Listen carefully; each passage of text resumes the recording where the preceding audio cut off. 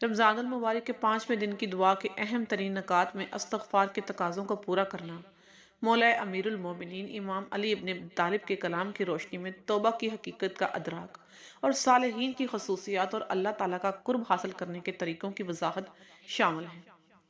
اور سچی توبہ کیا ہوتی ہے، اس کے متعلق امام علی علیہ السلام نے کیا ارشاد فرمایا اور اس کے کتنے اراکین ہیں، ان سب کا ذکر آج کی اس ویڈیو میں کریں گے، تو ویڈیو کو اینڈ تک دیکھیے بغیر سکپ کیے۔ اعوذ باللہ من الشیطان الرجیم، بسم اللہ الرحمن الرحیم، اللہم صلی علی محمد وعلی محمد، اللہم ارزقنی شفاعت الحسین یوم المرود۔ جناب امیر المومنین امام علی ابن ابی طالب علیہ السلام نے توبہ کی حقیقت کے متعلق کیا ارشاد فرمایا؟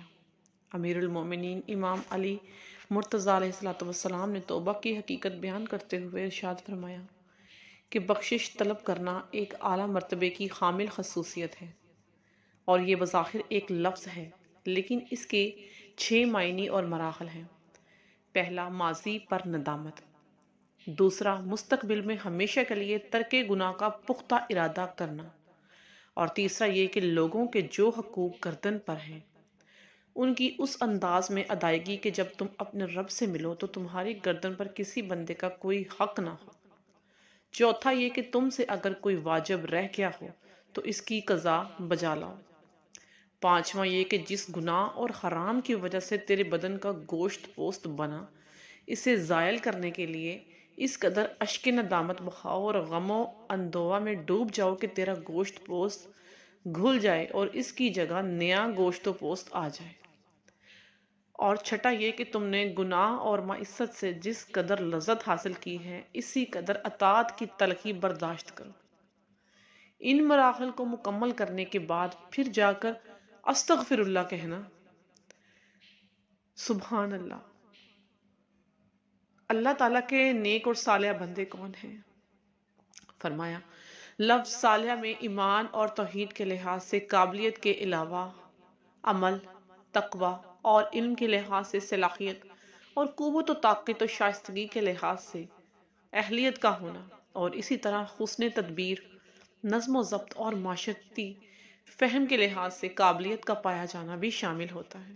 لہٰذا صالح بندے وہ ہیں جو اپنا سارا وجود اللہ کی راہ میں پورے شوق سے پیش کر دیتے ہیں، اور یہ وہ لوگ ہوتے ہیں جن کے تفکر کا صرف ایک لمحہ فرشتوں کے کئی سالوں کی عبادت کے برابر ہوا کرتا ہے۔ سبحان اللہ۔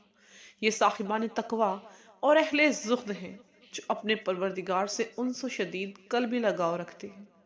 اس عظیم اور بے مثال منزل تک پہنچنے کے لیے درست اور محکم عقائد اور اصول دین کی خصوصی پابندی، توبہ اور اعمال صالحہ کی طرف لوٹ آنا، گناہوں سے پرہیز اور واجبات کی ادائیگی، تزکیہ نفس اور اخلاق کی خوبیوں سے آراستہ کرنا، انا پرستی کو مٹانا، حق کے مقابلے میں سر ہم تسلیم کرنا ضروری ہے تاکہ انسان مکمل آگاہی اور معرفت کی بنیاد پر قدم اٹھا سکے اور ایک ماہر طبیب کی طرح درد کی تشخیص اور اس کا علاج کر سکے۔ اے مہربانی کرنے والے میرے پروردگار، بلا شبہ وہ لوگ جو اپنے میں انا کی نفی کر کے خالق کی عظمت کے سامنے سجدہ ریز ہوتے ہیں، اپنی نفسانی خواہشات اور کبر و غرور کو پاؤں تلے کچل دیتے ہیں اور براہ تک یا ارحم الراحمین کی منزل کو پہنچ جاتے ہیں، یقیناً اللہ تعالیٰ کے صالح بندوں میں وہ شمار ہوتے ہیں۔ اللہم صلی علی محمد وعلی محمد، اللہم صلی علی محمد وعلی محمد وعجل فرج۔